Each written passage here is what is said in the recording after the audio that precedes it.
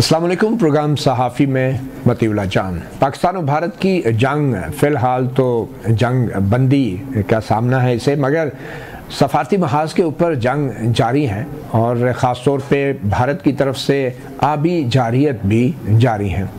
इस वक्त कोशिशें ये हो रही हैं कि ये जंग बंदी मुस्तकिल सूरत हाल अख्तियार कर जाए और ये भी इतलात हैं कि 30 मई तक पाकिस्तान और भारत के दरमियान अपनी अफवाज को अमन की जो जगह हैं यानी पीस लोकेशन पे जाने का उनके दरमियान कोई अंडरस्टैंडिंग हो गई है। और इस सफारती महाज के ऊपर और बहुत कुछ हो रहा है। जो सुपर पावर अमेरिका है, उनके सदर डोनाल्ड ट्रंप ने भी भारत की हुकूमत और आवाम को हैरान और परेशान कर दिया है अपने बयानात से। और जो अमेरिका की एक रवायती और तारीखी कश्मीर के हवाले से पॉलिसी रही है, उस पॉलिसी में भी बड़ी तब्दीली देखने को मिल रही है। क्या ये तब्दीली स्टेट डिपार्टमेंट की पॉलिसी में है या सदर ट्रंप के बयानात की हद तक है बतौर एक सियासतदान? इस हवाले से भी हम जानेंगे। आज हमारे बहुत ही ख़ास मेहमान पाकिस्तान के एक तजर्बाकार सफारतकार, बहुत सीजन डिप्लोमेट जिन्होंने पूरी दुनिया में पाकिस्तान की नुमाइंदगी की है, जनाब मसूद खान साहब। और अगर मसूद खान साहब मैं कहूँ कि आप एक सियासतदान भी हैं मंझे हुए, तो वो भी गलत तो ना होगा क्योंकि आप आज़ाद कश्मीर के सदर भी रहे हैं। तो हमारे साथ मौजूद हैं और मुख्तसरन आपको बताता चलूँ कि मसूद खान साहब जो हैं तर्जुमान दफ्तर ख़ारजा भी रहे हैं, अक़वाम मुत्तहिदा में जनीवा में पाकिस्तान के मुस्तकिल नुमाइंदा भी रहे हैं, चीन में पाकिस्तान के लिए सफारतकारी के फ़राइज़ अंजाम देते रहे हैं, अक़वाम मुत्तहिदा न्यूयॉर्क में भी पाकिस्तान के मुस्तकिल मंदूब रहे हैं। और रिटायरमेंट के बाद वो इंस्टीट्यूट ऑफ स्ट्रेटेजिक स्टडीज़ जो कि एक फॉरेन ऑफिस का थिंक टैंक है, उसके डायरेक्टर जनरल भी रहे हैं। और सदारत जब आज़ाद कश्मीर की छोड़ी मसूद खान साहब, तो आप दोबारा भी अमेरिका में सफ़ीर मुकर्रर हुए और फिर 2024 में ही अब आप अमली तौर पे सफारतकारी से रिटायर हो गए। जी। तो बहुत शुक्रिया आपने सहाफ़ी प्रोग्राम को वक्त दिया। सबसे पहले तो मैं आपसे यही जानना चाहूँगा कि पाकिस्तान और भारत की जंग बंदी तो हो गई और उसमें अमेरिका ने एक बहुत बड़ा किरदार अदा किया, तो आपको कुछ गैर मामूली चीज़ लगी कि अमेरिकी सदर की तरफ से जिस तरह के बयानात आए हैं, तो आप समझते हैं कि ये पाकिस्तान की एक सफारती कामयाबी है या फिर ये सदर ट्रंप की एक शख्सियत है कि जिनके हर बयान में एक नई खारजा पॉलिसी नज़र आती है?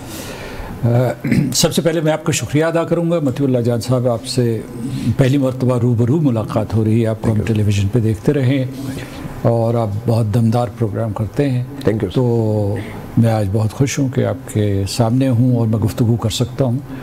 और जो आपने सवाल पूछा है उसके बारे में कहूँगा कि अमेरिका की बहुत पुरानी तारीख़ है मसला कश्मीर के हवाले से। 1950 की दिहाई में हमने तकरीबन दर्जन भर करारदादें सलामती काउंसिल से मंजूर करवाई। उसमें अमेरिका का हाथ था, अमेरिका की सरपरस्ती थी।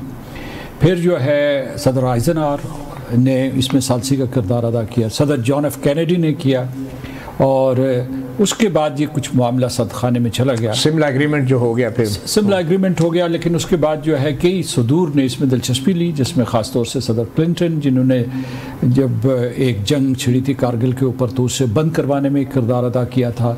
कोलिन पॉल ने जो है 2002 का जो हमारा तसादुम था उसमें अपना किरदार अदा किया।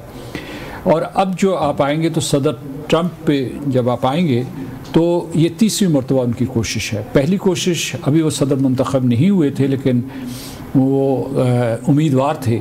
उसके बाद जब वो मुंतखब हो गए तो 2 मरतबा उन्होंने इस बात का इरादा किया कि वो मसला कश्मीर को हल करवाना चाहते।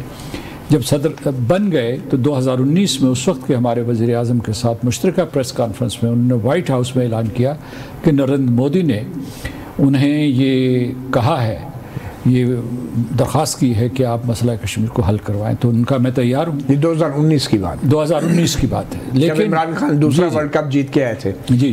लेकिन उसके दूसरे दिन लोकसभा में हिंदुस्तान ने इनकार कर दिया कि हमने कोई ऐसी दरख्वास्त नहीं की। मैं इसलिए ये आपको बस मंजर बता रहा था कि मंजरनामा मिल ना रहा हो अभी। सही। तो अभी जो है ये मगर मसूद साहब, सॉरी टू कट यू, 2019 का आपने हवाला दिया, फिर उसके बाद हम आगे चलते हैं। हुआ क्या था वहाँ पे?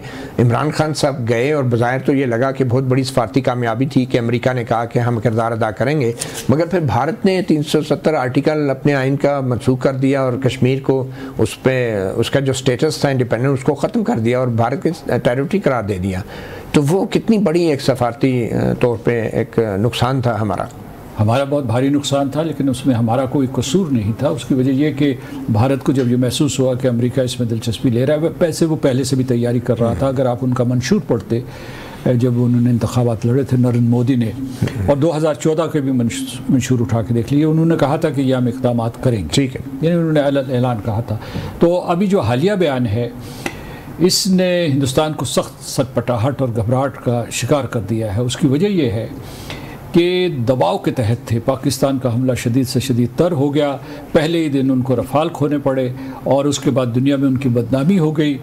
وہ جو بیانیہ بناتے تھے وہ دنیا میں چل نہیں پا رہا تھا، اور اس کے بعد جو پہلگام کے بارے میں کوئی انہوں نے شواہد نہیں دی، پاکستان کے اوپر جارحیت کی، سمجھا کمزور ملک ہے، اور پھر ان کے وزیر خارجہ نے اور وزیر اعظم نے انتہائی مضحکہ خیز بیانات دیے۔ ان میں سے ایک بیان یہ ہے کہ ہم نے تو ان کے دہشت گردی کے ٹھکانوں کے اوپر حملہ کیا تھا، انہوں نے ہمارے اوپر ہی حملہ کر دیا۔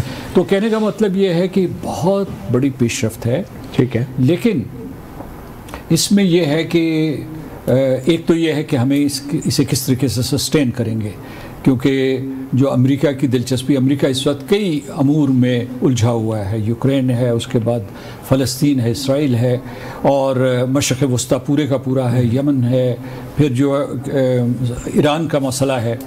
تو کیا وہ توجہ برقرار رکھے گا، اور کیا ہندوستان اس کی صلاح مانے گا؟ یہ وہ سوالات ہیں، کیونکہ ہندوستان نے ابھی ہی قدم پیچھے ہٹانا شروع کر دیے ہیں، کوئی وضاحتیں کرتے پھر رہے ہیں، کیونکہ نریندر مودی برے طریقے سے بی جے پی میں، راشٹریہ سوائم سیوک سنگھ کے اندر اور حزب اختلاف کی طرف سے نشانہ تنقید بنے۔ پولیٹیکل سائٹ پہ تو ہم آئیں گے، مگر اس وقت ہمیں کیسے کیپٹلائز کرنا چاہیے؟ حکومت نے ایک وفد ترتیب دیا ہے، اور زیادہ تر وہ حکمران اتحاد کے سیاستدانوں کا وفد ہے جس کو باہر امریکہ میں بھیجا جا رہا ہے۔ بطور ایک تجربہ کار سفارتکار آپ کیا سمجھتے ہیں کہ سیاستدانوں پر مشتمل ایک پاکستانی وفد کشمیر کے حوالے سے امریکہ میں جا کے کتنا مؤثر ثابت ہو سکتا ہے، اور کیا اس میں اپوزیشن کے لوگوں کو شامل نہیں کرنا چاہیے تھا؟ میرا خیال ہے کرنا چاہیے تھا۔ میرا یہ خیال ہے کہ شاید انہوں نے کوشش بھی کی ہو، کیا یہ ممکن ہے یا نہیں ہے موجودہ حالات میں، یہ الگ بحث ہے۔ لیکن میں یہ بتاتا ہوں کہ جو لوگ انہوں نے نامزد کیے ہیں وہ روایتی سیاستدان نہیں ہیں، اور ان کے وہ بہت آرٹیکولیٹ ہیں، اور وہ جو اپنا نقطہ نظر بڑے مؤثر انداز میں دوسرے تک پہنچاتے ہیں، خاص طور سے بین الاقوامی آڈینس کو۔ میں نے ان کی اس جنگ کے دوران بھی پرفارمنس دیکھی، اور پہلے بھی ان کی شہرت ہے۔ وجہ شہرت یہ بھی ہے کہ وہ اچھے طریقے سے اپنا نقطہ نظر دوسروں تک پہنچا وہاں پہ جا کے۔ دیکھیے، کیا آپ بھی ان کا حصہ ہیں یا نہیں؟ نہیں، میں نہیں ہوں، اچھا، لیکن مجھ سے قابل اور مجھ سے زیادہ اس وقت جو حلقہ ارباب ہیں ان میں موجود ہیں ایسے قابل لوگ جو جا سکتے ہیں، میں اس میں موجود نہیں ہوں۔ تو کریں گے کیا؟ ان کا ٹارگٹ کیا ہے؟ ان کا ٹارگٹ یہ ہوگا کہ دو وجہ سے مجبوری آ گئی۔ ایک تو یہ کہ پاکستان کی فتح ہوئی ہے، اسے بہت سے قوتیں جو ہے شکست میں تبدیل کرنے کی کوشش کریں گے، بیانیہ تبدیل کرنے کی کوشش کریں گے، تو وہاں موجود ہونا ضروری ہے، حقائق کو سامنے پیش کرنا۔ ایڈیٹوریل بورڈز ہوتے ہیں نیوز پیپرز کے، اس کے بعد جو ہے آپ دفتر، کیونکہ بھارت کی طرف سے بھی کوئی وفد جا رہے ہیں۔ اسی میں کہہ رہا تھا کہ بھارت جو ہے، بھارت نے جو وفود بھیجے ہیں یہ پہلی مرتبہ اس وسیع پیمانے پہ بھیج رہا ہے۔ اس کا مطلب یہ ہے کہ اس سے یہ خوف ہے کہ اس کی بات سنی نہیں گئی، اسے مطلب وہ یقین ہے کہ ان کی بات سنی نہیں گئی، انہیں شکست ہوئی، اسے انہوں نے فتح میں تبدیل کرنا شروع کر دیا، لیکن ان کا نقطہ نظر۔ تو انہوں نے جو وفود بھیجے ہیں وہ ہر جگہ پاکستان کے خلاف ہرزہ سرائی کریں گے، بیانیے کو توڑ مروڑ کے پیش کرنے کی کوشش کریں گے، ان کا جو چلا ہوا کارتوس ہے جو پاکستان کو دہشت گرد ثابت کرنے کی کوشش کریں، اس کو دوبارہ سے جو ہے چلانے کی کوشش کریں گے، اور پانی کے لیے بھی اوٹ پٹانگ جواز دیں گے، وہ پانی کیوں بند کیا، اس کے اوپر ہندوستان جواب دہ بنتا ہے۔ تو اس لیے یہ ہے کہ یہ لوگ وہاں موجود ہونے چاہیے، ان سے ہم کلام ہوں، لوگوں سے ان اپنے مخاطبین کو بتائیں کہ صحیح صورتحال کیا ہے۔ ٹھیک ہے جی، اچھا، پانی کے حوالے سے آپ نے ذکر کیا، بھارت نے سنتاس معاہدے کو معطل کر دیا، اور بین الاقوامی جو ماہرین ہیں اور قانونی ماہرین ہیں وہ یہی کہتے ہیں کہ ایسا ممکن نہیں ہے، معاہدے کے اندر ایسی کوئی شک نہیں ہے کہ کوئی ایک ملک جو ہے یک طرفہ طور پہ اس معاہدے کو معطل کر دے، ختم کر دے یا ہولڈ ان ابینس کر دے۔ تو پھر ایسی صورت میں پاکستان کا کیا سفارتی محاذ پہ جنگ لڑنا چاہیے، یا پھر اگر یہ آبی جارحیت ہے تو اس کا جواب تو جارحیت سے ہی ہو سکتا ہے؟ 3 سطحوں پہ یہ معاملہ جو ہے ہمیں اٹھانا چاہیے، خود ہندوستان سے اٹھانا چاہیے۔ ایک میرا حل، ہمارا مراسلہ خط جا چکا ہے جو ہمارے واٹر کے سیکرٹری ہیں انہوں نے اپنے کاؤنٹر پارٹ کو ہندوستان بھیج دیا ہے، اور اسے یہ جو آپ نکات بتا رہے تھے اسے بتائے ہیں، یعنی دلائل کے ساتھ اور قانونی پس منظر میں۔ اچھا، دوسرا یہ ہے کہ اگر ہندوستان نہیں مانتا، اس نے ایک خلاف ورزی تو کی ہے، مطلب بین الاقوامی قانون کی اس معاہدے کی خلاف ورزی کی ہے، اور واقعی اس کی جو شق بارہ ہے اس میں کوئی کسی قسم کی پروویژن موجود نہیں، یہ مستقل معاہدہ تھا، یہ معاہدہ معاہدے سے تبدیل ہو سکتا ہے۔ اچھا، دوسرا یہ ہے کہ اگر وہ نہیں مانتے تو پھر ہم جو ہے ورلڈ بینک جو ہے اس کو ثالثی کے لیے کہیں گے، اور وہ ثالثی جو ہے وہ خود نہیں کرتا، وہ عام طور پہ ایک جو نیوٹرل ایکسپرٹ یا کورٹ آف آربیٹریشن مقرر کرتا ہے۔ اور تیسرا یہ ہے کہ اگر واقعی وہ ہمارے ساتھ یہ کھیل کھیلتا ہے اور ہمارے پانی بند کرتا ہے اور ہائیڈرولوجیکل ڈیٹا نہیں دیتا، اور اس کے بعد جو ہے پانی جب چاہے چھوڑ دے جب چاہے بند کر دے، اس قسم کا عذاب اہل پاکستان کے اوپر مسلط کرتا ہے، تو یہ جنگی اقدام ہے، اور اس کا جواب جو ہے وہ دفاع پاکستان ہے۔ یہ میں آپ کو بتا دوں تو یہ دفاع پاکستان تیسری ترجیح کیوں ہے، پہلی کیوں نہیں؟ میں بتا رہا ہوں، تو اس کے لیے اس سے پہلے کہ جوابی حملہ کیا جائے اس کے اوپر، اور وہ بھی کینیٹک حملہ کیا جائے، اس سے پہلے یہ جو ہم نے چینلز ہیں ان کو ایگزاسٹ کرتے ہیں۔ 2 اور چینلز موجود ہیں۔ آپ یہ کہہ رہے ہیں کہ فوری طور پہ حملہ نہیں کیا جاتا؟ ایک جو ہے ایک سلامتی کونسل موجود ہے، اور وہاں یہ ہم مقدمہ پیش کر سکتے ہیں کہ اس سے اس خطے کی امن و سلامتی کو اور ایک نئی جنگ چھڑنے کا خطرہ ہے، کیونکہ کئی قومیں جو ہے پانیوں کے اوپر لڑی ہیں جو ٹرانس باؤنڈری واٹرز ہوتے ہیں۔ دیں گے آپ عالمی برادری کو؟ اور میں آخری بھی بتا دوں کہ ایک راستہ جو ہے سلامتی کونسل کے ساتھ صلاح مشورے کے ساتھ آپ عالمی عدالت میں بھی جا سکتے ہیں۔ وقت کا تعین جو ہے وہ حکومت پاکستان اور جو یہاں کیا کہتے ہیں مقتدر ادارے ہیں وہ اپنے صلاح مشورے سے طے کریں گے۔ یہ کیونکہ میرے خیال میں تو یہ بہت ہی ایک حساس صورتحال ہے، اور اگر ہم سلامتی کونسل میں جانا ہے، عالمی عدالت میں جانا ہے، بھارت کے ساتھ یہ معاملے کو اٹھانا ہے، اس کا مطلب ہے کہ یہ آبی جارحیت ایسا نہیں ہے۔ نہیں ہے، میں آپ کو بتا رہا ہوں یہ آبی جارحیت ہے، لیکن اگر فریقین آپس میں یہ معاملہ ابھی طے کر لیں، جارحیت ختم ہو جائے جو ہندوستان کی یکتا۔ آپ کے خیال میں کتنا وقت دینا چاہیے سفارتکاری کو؟ سفارتکاری کو زیادہ وقت نہیں دینا چاہیے، کیونکہ جو موسم آگے سیزن موسم یا 2 سال 3 سال کتنا نہیں، اس میں سفارتکاری میں آگے کئی راستے آگے نکلتے ہیں۔ ہندوستان مان جاتا ہے یا یہ کہتا ہے کہ تعطل واپس لیتا ہوں، لیکن ہمیں اس کے اوپر دوبارہ مذاکرات کرنے، ایک نیا معاہدہ بنانا پڑے گا۔ یہ میں آپ کو تھوڑا سا ایک نقطہ بتا دوں کہ 2023 اور 2022 میں اس نے خطوط لکھے تھے، وہ کہتے ہیں کہ وہ اس کے نئے سرے سے نئے ٹریٹی کے لیے مذاکرات کرنا چاہتے ہیں، کیونکہ حالات بدل گئے ہیں۔ تو میں تو ابھی کیا سارائی نہیں کرنا چاہتا، کیونکہ اس طریقے سے پاکستان کی پوزیشن جو ہے وہ کمزور ہو جائے گی کہ ہم اپنے پتے پہلے سے دکھانا شروع کر دیں۔ یعنی میرا حکومت کے ساتھ کوئی تعلق نہیں ہے۔ نئے ٹریٹی پہ مذاکرات سے پہلے جو پرانا معاہدہ ہے اس کی بحالی تو لازمی ہے، بے حد ضروری ہے، کیونکہ اس کے بغیر تو پھر must be operational, must be operational. ٹھیک ہے، ایک چھوٹی سی بریک لیں گے۔ ہمارے ساتھ موجود ہیں سابق سفارتکار صدام مسعود خان اور سابق صدر آزاد جموں کشمیر۔ ایک وقفے کے بعد ویلکم بیک۔ صحافی پروگرام میں ہمیں جوائن کیا ہے صدام مسعود خان، سابق سفیر پاکستان اور سابق صدر آزاد جموں کشمیر نے۔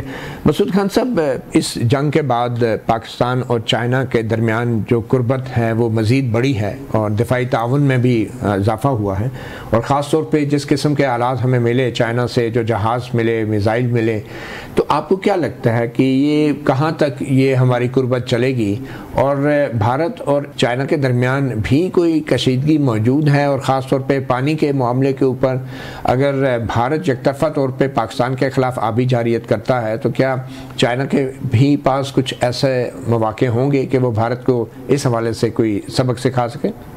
جی، ہم قریب تھے، چین اور پاکستان قریب ہیں اور قریب رہیں گے اور قریب تر ہو جائیں گے۔ اصل میں اس جو چین اور پاکستان کی دوستی ہے اس کا مظاہرہ اس جنگ کے دوران اقوام عالم نے دیکھا ہے۔ یہ مطلب یہ ایک مثالی دوستی تھی جو کہ ثابت ہوئی اور کامیاب بھی ہوئی۔ تو ایک یہ ہے کہ اس کے جو وزیر خارجہ وہاں چین میں موجود ہوں گے، وہاں ان کے مذاکرات ہوں گے۔ ایک تو ہمارا اظہار تشکر ہوگا، اور دوسرا یہ ہے کہ وہ وسیع تر مفادات کے لیے کام کر رہے ہیں کہ افغانستان بھی کسی طریقے سے شامل ہو جائے۔ BRI میں بیلٹ اینڈ روڈ انیشیٹو میں یا چین پاکستان اقتصادی راہداری میں. تو اس کے بعد یہ ہے کہ جو چین نے ہمیں ایک قوت اور استعداد دی تھی کہ صرف ہم نے ان سے چیزیں خریدی نہیں تھی، انہوں نے ہمیں ایسی طاقت دی تھی جس کے ذریعے ہم نے ڈیفنس پلیٹ فارمز بنائے ہیں. مثال کے طور GF-17 کامرا میں مینوفیکچر ہوتا ہے، فریگیٹ کراچی شپ یارڈ میں مینوفیکچر ہوا تھا. انہوں نے ہمیں سب مرینس دیے ہیں، انہوں نے ہمیں میسائل ٹیکنالوجی بھی دی ہے، ہم خود بھی میسائل بنا سکتے ہیں. اور اسی طریقے سے جو ہماری جوہری توانائی ہے، نیوکلیئر انرجی ہے، اس میں چین نے ہمیں اپنے قدموں کے اوپر کھڑا کر دیا ہے. کئی اور شعبے ہیں چین اور پاکستان تعاون وہ ٹھوس منصوبوں کی شکل میں سامنے آیا اور پاکستان کا مسئلہ اس سلسلے میں مضبوط ہوا ہے اور جس کی وجہ سے ہم ہندوستان کے سامنے کھڑے ہوئے. اس میں معاشی میدان میں چین پاکستان اقتصادی راہداری ہے جس نے ہمارے انفراسٹرکچر کو تبدیل کر کے رکھ دیا ہے. تو کہنے کا مطلب یہ ہے کہ آنے والے سال بھی اچھے ہیں. جو $62 بلین کا پروگرام ہے، یہ پورا جو خرچہ ہے اس کے لیے چین پاکستان اقتصادی راہداری کے لیے، اس کے لیے $25 بلین پہلے خرچ ہو چکے ہیں جو ارلی ہارویسٹ پروجیکٹس تھے. باقی زیر تکمیل ہیں اور انشاءاللہ ہم کامیاب ہوں گے اور پاکستان دنیا کی. لیکن مجھے آپ کا سوال کا دوسرا حصہ جو آبی جہریت ہے اس میں اگر یہ دیکھیں کہ جو برہم پترا کا بیسن ہے یا یہ جو ادھر چناب بیسن یا انڈس بیسن بنتا ہے، اس میں ہندوستان اپر رائپیرین نہیں ہے، وہ مڈل رائپیرین ہے. اصل جو رائپیرین ہے اوریجنل رائپیرین اپر موسٹ رائپیرین وہ چین ہے. ان دریاؤں کے منبع وہاں سے آتے ہیں اور انہوں نے اس سلسلے میں کچھ ابتدائی اقدامات کیے ہیں. مثال پر دوکلام کے اوپر انہوں نے کیا تھا، اس کے بعد گلوان جو 2020 میں، ابھی انہوں نے اروناچل پردیش کے نام تبدیل کر دیے ہیں.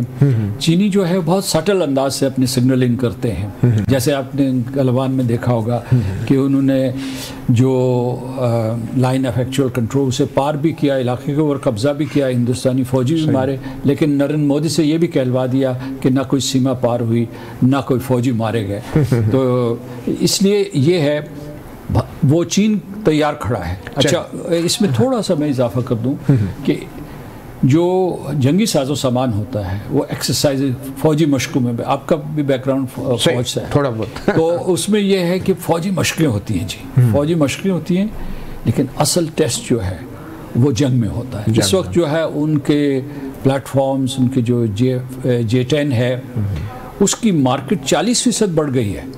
تو کہنے کا مطلب یہ ہے کہ ہمارے مفاد اور بھی ایک دوسرے کے ساتھ گہرے ہو گئے اور ہندوستان کے لیے یہ کوئی اچھی خبر نہیں ہے. ٹھیک ہے، مگر پاکستان کے لیے ایک سب سے بڑا سفارتی دوراہا یا ڈپلومیٹک ڈائلما اگر کہیں وہ یہی ہے کہ ایک طرف چین ہے جس کی بڑی بھاری انویسٹمنٹ ہے پاکستان میں، سی پیک ہے، گوادر پورٹ ہے، ڈیفنس ہمارا کوآپریشن ہے، اور دوسری طرف امریکہ ہے جس کے بغیر بھی پاکستان کا جو ہمارا دفاعی نظام ہے وہ اتنا شاید مؤثر نہ ہو.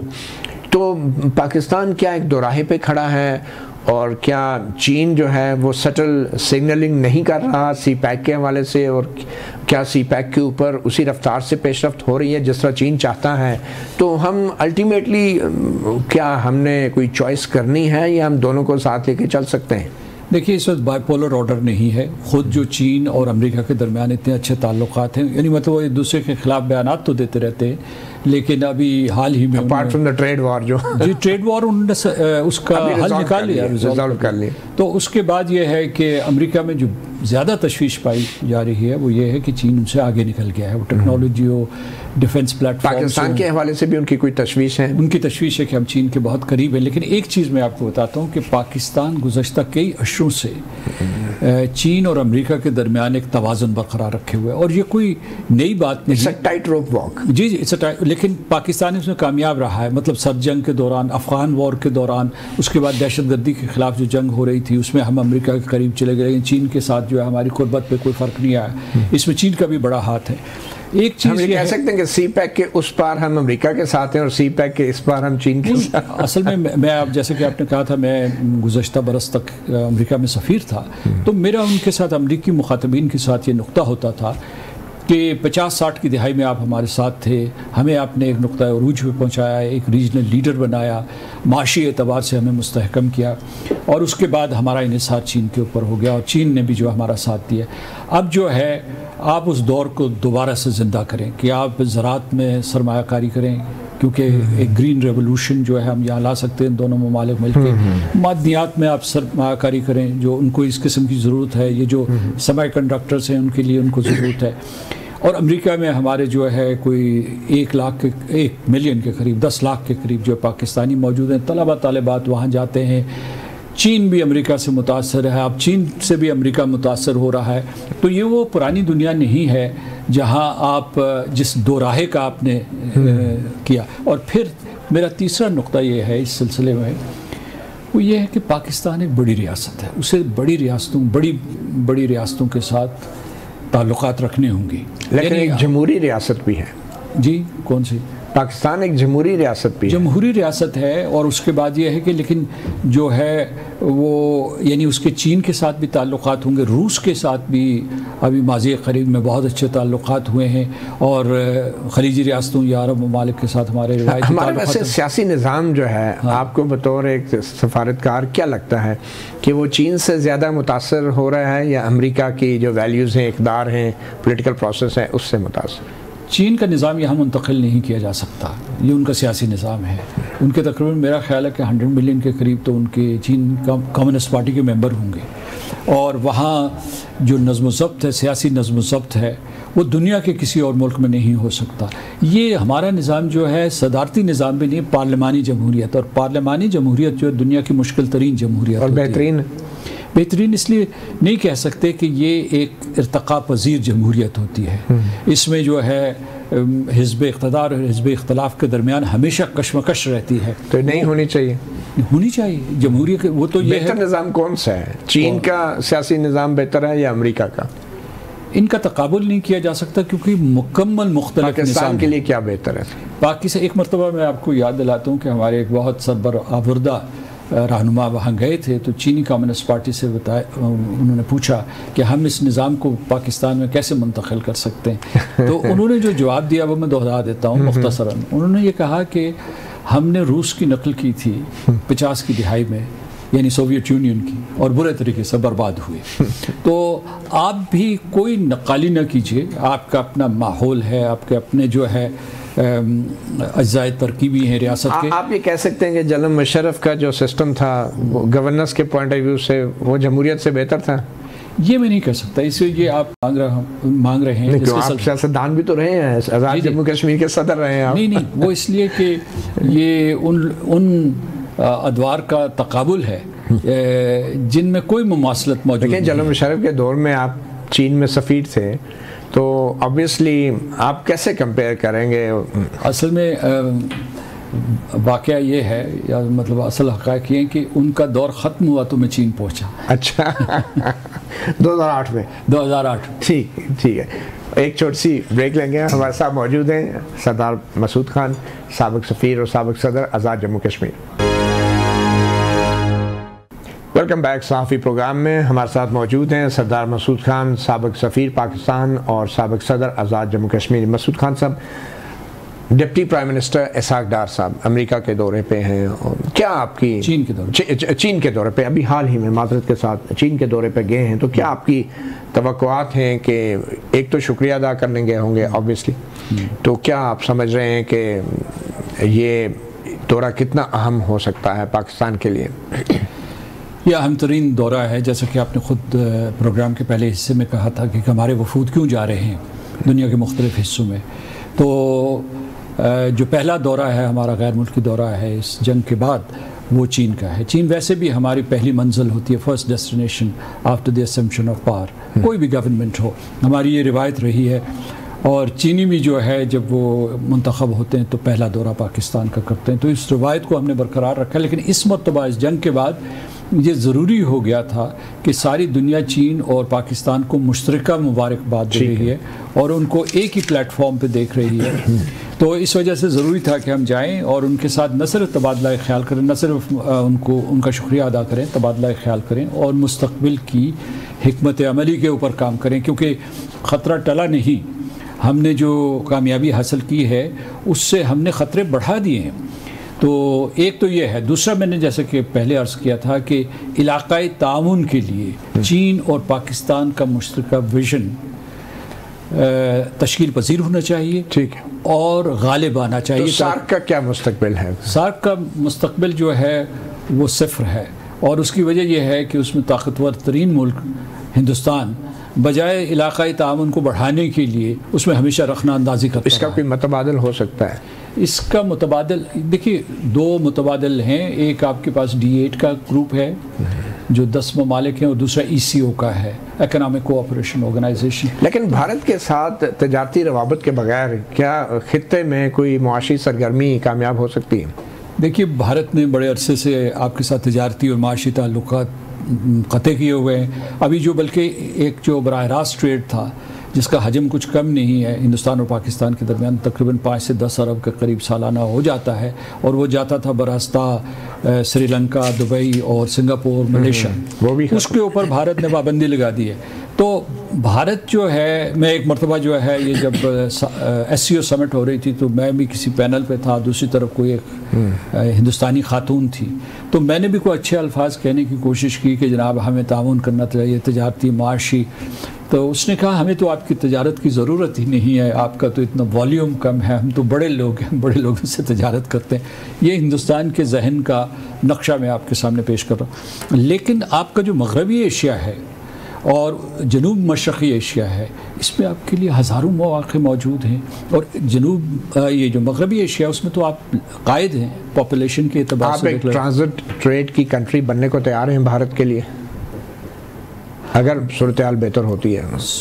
تو یہ دیکھا جائے کہ یہ تعلقات پہ انحصار ہے. اگر اعتماد اتنا ہے اور بھارت جو ہے وہ پاکستان کے اوپر حملے اور پاکستان کو بانٹنے کے لیے، اس کے حصے بکھرے کرنے کے لیے منصوبے نہیں بنا رہا، تو پھر یہ سوچا جا سکتا ہے. اچھا سردار مسعود صاحب، آپ بہت ہی تجربہ کار سفارتکار رہے ہیں، اور ابھی حال ہی میں جو مڈل ایسٹ ہے، پاکستان اور پاکستان کے مسلمانوں کے لیے بڑی حساسیت ہے جو کچھ فلسطینیوں کے ساتھ ہو رہا ہے. صدر ٹرمپ نے جہاں ایک طرف کشمیر کے اوپر بیان دے کے پاکستان کو خوش کر دیا ہے، تو دوسری طرف غزہ کے حوالے سے جو صدر ٹرمپ کے بیانات ہیں جس میں وہ یہ ظاہر کر رہے ہیں کہ شاید وہ غزہ کا کنٹرول حاصل کر کے خود اپنی نگرانی میں اس کو ڈیولپ کریں گے، اور پھر اسرائیل کی طرف سے بھی کچھ ایسے اشارے دیے جا رہے ہیں کہ وہ غزہ کا کنٹرول حاصل کرے گا، اور فلسطینیوں کو نکل جانے کا وہ وارننگ دیے جا رہے ہیں. تو امریکہ کا جو اس وقت سوچ ہے امریکہ کی غزہ کے حوالے سے، اس کے بارے میں آپ کیا کہیں گے؟ اگر ان کے یہ منصوبے پایا تکمیل کو پہنچے اور اس میں خلیجی ریاستیں بھی شامل ہوئیں بجائے اس کے کہ وہ اس کی مخالفت کریں، تو یہ انسانی تاریخ کی سنگین ترین غلطی ہوگی. اس کا تعلق صرف بین الاقوامی قانون سے نہیں ہے. تو وہ کیا چاہتا کیا ہے امریکی صدر آپ کے خیال میں؟ امریکی صدر تو، لیکن امریکی صدر جو چاہتا تھا عام طور پہ اس میں اتار چڑھاؤ بھی ہوتا ہے، تبدیلی بھی آتی رہتی ہے، اور ہمیں یہ نہیں پتہ کہ اگلے ہفتے کیا کہیں گے وہ. لیکن اس کے بعد یہ ہے کہ جب وہ خلیجی ریاستوں کے پاس موجود تھے، مثلا سعودی عرب میں تھے، امارات میں تھے، قطر میں تھے، عمان میں تھے، تو انہوں نے نتنیاہو کو بہت سب نگاہوں سے دیکھا، اور اس کے بعد سیریا کے اوپر جتنے پابندیاں تھیں وہ بھی ختم کر دی. تو اس وقت جو ہے میں ایک آپ کو باریک نقطہ بتاتا ہوں which is the most important aspect of this whole scenario.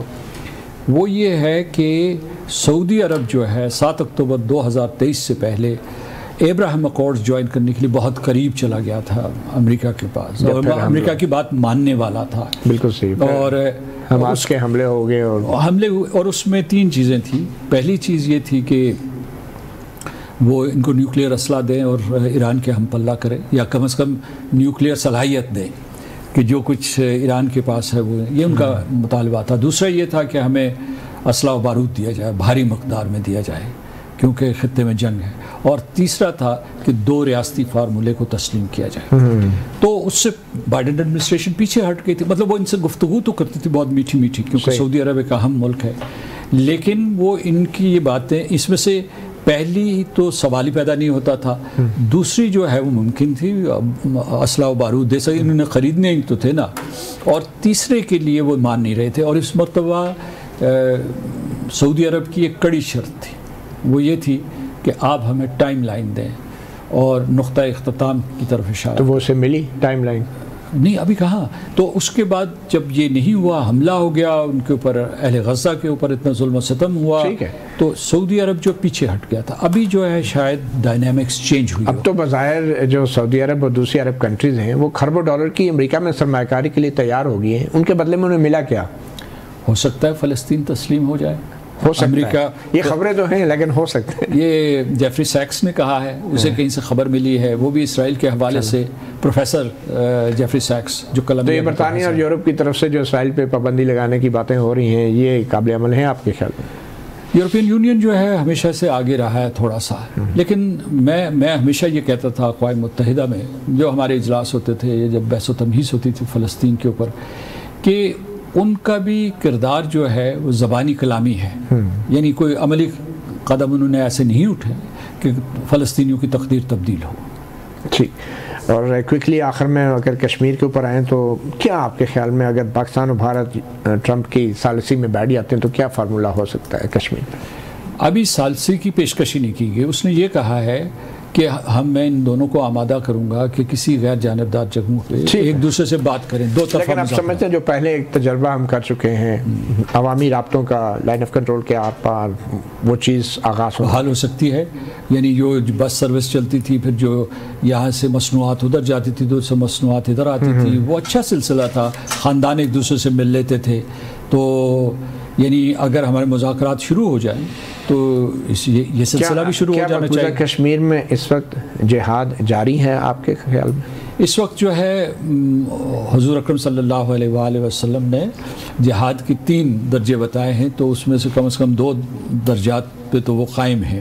اور کیونکہ انہوں نے ہندوستان کو دل سے قبول نہیں کیا ہوا, اور اس کے بعد یہ ہے کہ ابھی جو ہے ابھی ان کے اوپر پھر ظلم کی ایک نئی لہر سے ان کو مسلوب کرنے کی کوشش کی گئی ہے, یا ان کی محکومیت میں اضافہ کرنے کی کوشش کی گئی ہے. تو دعا کیجئے کشمیریوں کے لیے, لیکن وہ ڈٹے ہوئے ہیں اور انہوں نے 10 لاکھ فوج کو وہاں باندھا ہوا ہے. بہت شکریہ. 10 لاکھ فوج کو مقبوضہ کشمیر کے عوام نے باندھا ہوا ہے. صحافی پروگرام سے اتنا ہی, اجازت دیجیے. اللہ حافظ.